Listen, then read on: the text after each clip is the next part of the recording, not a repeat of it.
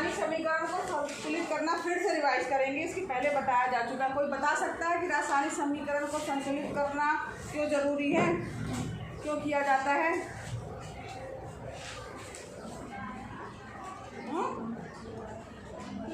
रासायनिक समीकरण क्या है ये बताओ। रासायनिक समीकरण बताओ क्या है, ज़्यादा बताओ।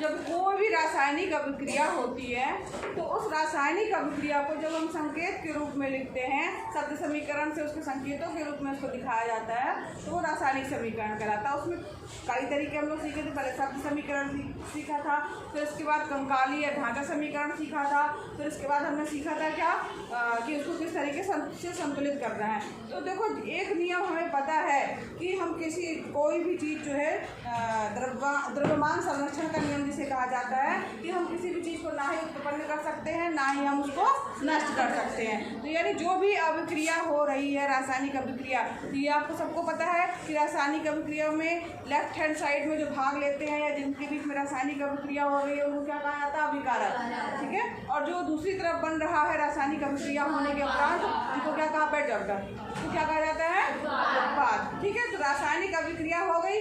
अब यहाँ पर रासायनिक अभिक्रिया होने के बाद जो पदार्थ बनना था बन गया आपका, उसको संतुलित हमको करना क्यों जरूरी है? तो रासायनिक अभिक्रिया में क्यों संतुलन जरूरी? क्योंकि आपको पता है कि जितने अभिक्रिया में भाग ले रहे हैं तत्व यानी अभिकारक, उतने ही उसके जो है परमाणु जो है वो दूसरी तरफ यानी उत्पाद में भी होने चाहिए, उतनी ही संख्या होनी चाहिए। तो बराबर संख्या, क्योंकि हम उनको ना तो उत्पन्न कर सकते हैं ना ही नष्ट कर सकते हैं, तो बराबर जो है संख्या में होने चाहिए अभिकारक और उत्पाद में उस परमाणु की संख्या, उस तत्व के परमाणुओं की संख्या जो है वो बराबर होनी चाहिए। अब हम बात करते हैं रासायनिक समीकरण करना। समझना है क्यों जरूरी है?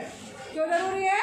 क्योंकि किसी चीज़ को, कोई भी परमाणु है या कोई भी तत्व है, हम उसको जो अभिक्रिया में भाग ले रहा है उसको ना हम नष्ट कर सकते हैं ना ही उत्पन्न कर सकते हैं, ना ही हम उसमें कुछ अपने आप जो है वो क्या कर सकते हैं? ऐड कर सकते हैं। तो इसलिए हमको रासायनिक समीकरण को संतुलित करना जरूरी है। जितने अभिकारक में तत्व के परमाणु होंगे उतने ही उत्पाद में आपके तत्व के परमाणु होने चाहिए। तो यहाँ तत्व के परमाणु की बात हो रही है। जैसे पहला है HNO3 + CaOH + CaNO3 का होल ट्वाइस + H2O, है ना। तो यहाँ पर देखो, अब यहाँ सबसे पहले आप देखो कि कहाँ पर कितने कितने जो है वो हाइड्रोजन, नाइट्रोजन, कैल्शियम, ऑक्सीजन है। इसको संतुलित करने के लिए हमने ये देखा था कि जो सबसे ज़्यादा, चाहे वो अभिकारक हो चाहे वो उत्पाद हो, जिसकी संख्या सबसे ज़्यादा होगी उसको जो है हम लेकर के चलेंगे कि हाँ हमको उसको संतुलित करना है। तो यहाँ पर देखो सबसे पहले जो है यहाँ पर आप देखेंगे कि किसको लेके चला जाए। यहाँ पे तो NO3, ये भी 2 है, 2 सबसे बड़ी संख्या आपको दिख रही है। तो NO3 हम सबसे पहले लेके देख रहे हैं। NO3 यहाँ पर कितने दिख रहे हैं? 2। 3 कहाँ दिख रहे हैं? किसको 3 दिखाई दे रहे हैं? 2। यहाँ पर कितने दिख रहे हैं? 3 दिख रहे हैं। अरे NO3 पूरा लेके चल रहे हैं। मान लीजिए HNO3 है तो कितना है ये पूरा? 1। देखो यहाँ पर जो है NO3 हम लेके चल रहे हैं। यहाँ पर आपको कितने दिखाई दे रहे हैं? NO3 पूरा 1। यहाँ पर कितना है? 2 दिख रहा है ना, बाहर 2 लगा है। यहाँ पर इसको 2 करने के लिए क्या करना पड़ेगा? 2 लगाना पड़ेगा। समझ में आ रहा है? अब हमने NO3 को संतुलित कर लिया। अब बात करते हैं कैल्शियम की। या अभी इसके बाद सेकंड वाला तो हाइड्रोजन, ऑक्सीजन भी है, वो भी लेके चले। खाली कैल्शियम देख लेते, यहाँ 1 है, यहाँ 1 है। तो ये संतुलित है, हमें कैल्शियम से छेड़छाड़ करने की जरूरत अभी नहीं है। अब यहाँ देखते हैं हम हाइड्रोजन और ऑक्सीजन के। ये हाइड्रोजन कितने हैं यहाँ पर आपके? 2। और यहाँ पे कितने हैं? 2 कितने हुए? 4। अब यहाँ पर कितने दिखाई दे रहे हैं? 2। तो यहाँ पर हमको क्या करना पड़ेगा? 2 आगे लगाना पड़ेगा। समझ में आ रहा है सबको? यहाँ पर हमने क्या किया, इसको 2 लगा दिया तो हमारे हाइड्रोजन कितने हो गए? 4। अब यहाँ पर हम बात करते हैं कि हाइड्रोजन के बाद ऑक्सीजन की। ऑक्सीजन यहाँ पे कितने दिख रहे हैं आपको? 2। यहाँ पे कितने दिख रहे हैं? 2। अभी 1 था लेकिन जब हमने 2 लगा दिया तो 2 हो गया। तो ये हमारा समीकरण पूरा क्या हो गया? संतुलित हो गया। सबको समझ में आया? किसी को कोई प्रॉब्लम? समझ आया बेटा? चलो अब आगे बढ़ो। यहाँ पर दिया है सोडियम हाइड्रोक्साइड यानी NaOH दिया है, H2SO4 के साथ अभिक्रिया कर रहा है और Na2SO4 + H2O बना रहा है। अब यहाँ पर आपको सबसे पहले देखना है कि जो है जो अभिकारक संतुलित क्यों कर रहे हैं, क्योंकि इधर जितने हमारे पास तत्व के परमाणु है उतने ही परमाणु आपको इधर भी चाहिए है, उनकी संख्या अपने आप में गड़बड़ सकती है, ठीक है, इसलिए संतुलित करना जरूरी है। यहाँ पर आप देखिए, यहाँ सोडियम कितना है, यहाँ कितना दिखाई दे रहा है, सबसे पहले हमें क्या करना पड़ेगा, 2 लगाना पड़ेगा। यहाँ पर हमने सोडियम के आगे क्या कर दिया है, 2 लगा दिया है, ठीक। तो यहाँ पर सोडियम तो हमारा ये हो गया। अब SO4 मान लीजिए, देखते हैं SO4 यहाँ पे कितने हैं, 1, ये SO4 1 है, यहाँ पर SO4 तो ये तो मतलब बराबर यानी, और SO4 हमारा संतुलित हो गया। अब हम बात करते हैं H2O यानी हाइड्रोजन की। हाइड्रोजन को देखो पहले, हाइड्रोजन यहाँ 2 है, यहाँ पर कितना है, 2 धन 2, कितना हुआ 4, हाइड्रोजन 4 है, यहाँ पर 2 ही है, क्या करेंगे 2 लगा देंगे, 2 लगा दिया हमने। अब ऑक्सीजन यहाँ पर कितने हो गए, 1 है, 2 लगाने में 2 हो गए। अब यहाँ पर ऑक्सीजन कितने हैं, 2, क्योंकि हमने यहाँ पे भी 2 लगाया था, तो ऑक्सीजन कितने हो गए, 2, तो ये संतुलित हो गया, सब चीजें बराबर हो गई, नाइट्रोजन SO4 ऑक्सीजन हाइड्रोजन सब बराबर हो गया। नाइट्रोजन क्या बोल रहा है, सॉरी सोडियम, यानी वो सोडियम का है, ठीक है। तो यहाँ पर ये चीज़ सबको समझ में आ गई। अब तीसरे नंबर पे आओ, तीसरे नंबर पे देखो, यानी Cl प्लस AgNO3 है, Ag ने रिप्लेस कर दिया, AgCl बन गया और NaNO3 बन गया, ठीक है। अब यहाँ पर देखो यहाँ पर क्या क्या चीजें क्या क्या, सबसे पहले NO3 देखो यहाँ पर कितना है, अरे पूरा NO3 क्या करो, यहाँ पर गैस कितना है, तो ये NO3 है पूरा, यानी सोडियम कितना है, यहाँ कितना है, तो यानी ये भी सोडियम भी हमारा बैलेंस है। Cl कितना है, यहाँ कितना है, तो यानी ये भी बैलेंस है। Ag कितना है, यहाँ कितना है, यानी ये पूरा समीकरण है, पूरा संतुलित रासायनिक समीकरण है। इसमें हमको संतुलित करने के लिए कुछ भी कहीं भी लगाने की जरूरत नहीं है। अगर मान लो आ जाता है और आप बोलोगे इसमें तो कुछ लगाने की जरूरत नहीं है और प्रश्न तो पूछ लिया है कि संतुलित कीजिए रासायनिक समीकरण को, तो आपको वही आंसर में फिर उसी तरह उतार देना है। कंफ्यूज नहीं होना है कि सब में अपने मन से 2 सब में 2 ही 2 लगा दिया कि संतुलित करने लिखा है, क्योंकि ये ऑलरेडी संतुलित है, तो आपको फिर वही समीकरण जो है उसी तरीके से आंसर में आपको क्या कर देना है, उतार देना है। सबको समझ में आ रहा है।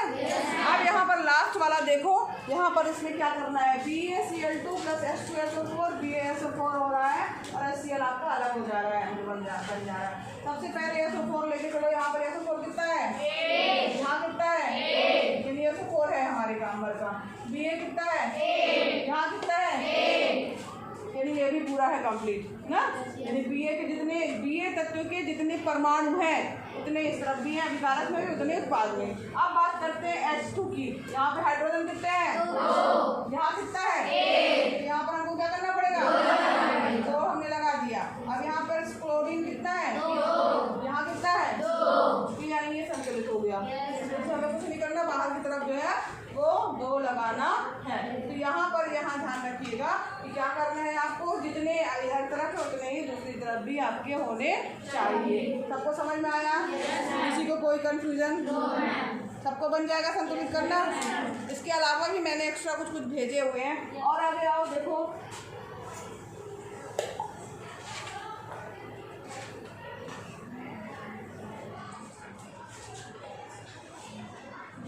लिखा हुआ है कि क्या कहते हैं, इसको थोड़ा छोटा कर दें। हाँ, अब यहाँ देखो ये दिया हुआ है कि निम्नलिखित अभिक्रियाओं के लिए संतुलित रासायनिक समीकरण लिखना है। संतुलित भी होना चाहिए और मतलब रासायनिक समीकरण लिखना है और साथ ही साथ क्या होना चाहिए, आपका संतुलित होना चाहिए। तो कैल्शियम हाइड्रोक्साइड का क्या फार्मूला हो गया, CaOH का होल ट्वाइस, CaOH का होल ट्वाइस, क्योंकि कैल्शियम की वैलेंसी 2 होती है और OH की 1 होती है। तो यहाँ पर इसका 2 इधर आ जाएगा, OH इधर हो जाएगा। कैल्शियम हाइड्रोक्साइड ये हो गया आपका, ऊपर लिखेंगे इसको, चलो कोई बात नहीं लिखेंगे, plus calcium hydroxide plus carbon dioxide CO2 बन गया क्या आपका, calcium carbonate CaCO3 plus H2O। अब यहाँ पर देखो क्या एक बैलेंस है, कहाँ बैलेंस नहीं है, कौन करेगा इसको बैलेंस,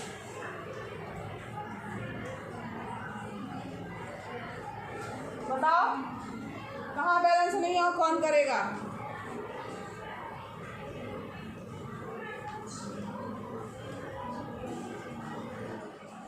बोल नहीं रहा तुम लोग। अरे ये फर्स्ट वाला नहीं बन रहा है।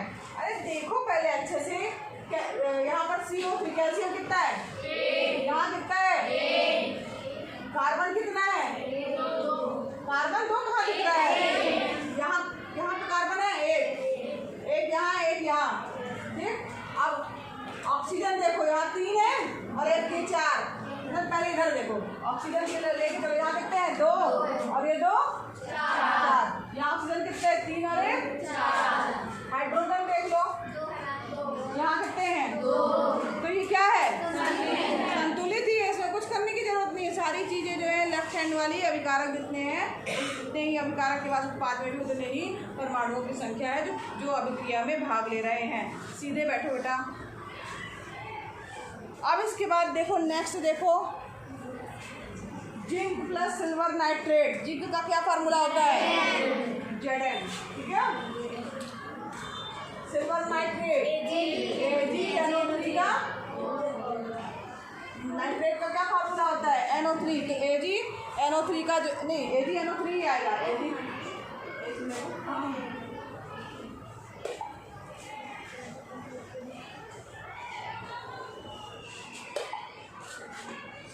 AgNO3, ठीक है। अब यहाँ पर जिंक नाइट्रेट बन रहा है। जिंक नाइट्रेट का क्या फार्मूला होता है, ZnNO3 का होल ट्वाइस, Zn और NO3 का होल ट्वाइस, ठीक है। अब यहाँ पर जो है Zn जिंक का जो है बैलेंसी 2 हुआ, NO3 की 1 हुई, इसीलिए सिल्वर Ag बनेगा। Ag जो है वो हो गया। अब इसको संतुलित करो,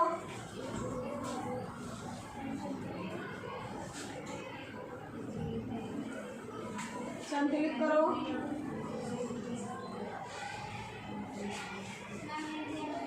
देखो यहाँ पर देखो NO3 कितने हैं 2, यहाँ पे कितने हैं, तो आगे आपको क्या लगाना पड़ेगा, 2 लगाना पड़ेगा, ठीक है। अब यहाँ Ag के भी आगे 2 लगे, क्योंकि Ag 2 है, यहाँ पर भी 2 हो गए हैं। जिंक 1 है तो यहाँ पर जिंक 1 है। इस प्रकार से आपका रासायनिक समीकरण क्या हो गया, संतुलित हो गया, ठीक है।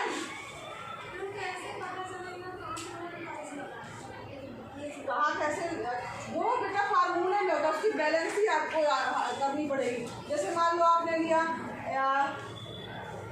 HCl, जैसे मान लो कैल्शियम कार्बोनेट, कैल्शियम Ca लिखा है, NO3 लिखा है, ठीक है। अब NO3 की बैलेंस 1 होती है, ये आपको याद करना पड़ेगा। कैल्शियम की 2 होती है, ये आपको याद करना पड़ेगा। इसमें क्रॉस मल्टीप्लाई होता है, तो क्रॉस मल्टीप्लाई होगा तो कैल्शियम के साथ में इसका बैलेंस ही जाएगा, यानी Ca 1 ही रहेगा। NO3 की 2, NO3 में 2 नहीं होती, इसकी बैलेंस 1 होती, मगर इस कैल्शियम का 2 इसके साथ जाएगा, CaNO3 का होल, ये जस्ट अपोजिट क्लास में होता है, ठीक है। तो ये चीज़ आपको थोड़ा थोड़ा याद ही हो जाएगी। जैसे हाइड्रोजन का 1 होता है, क्लोरीन का 1 होता है, ठीक। तो इस तरीके से जब आप करोगे तो याद हो जाएगा आपको। SO4 का 2 होता है, ठीक है। तो इस तरीके से आपको, अब यहाँ पर देखो, ये सबको समझ में आया। इसी तरह ये 2 और आपको होमवर्क है, अब इसको करके लाइएगा, ठीक है। चलिए, तो ये रासायनिक समीकरण को जो है वो ये वाला चैप्टर लगभग हमारा पूरा कंप्लीट हो चुका है।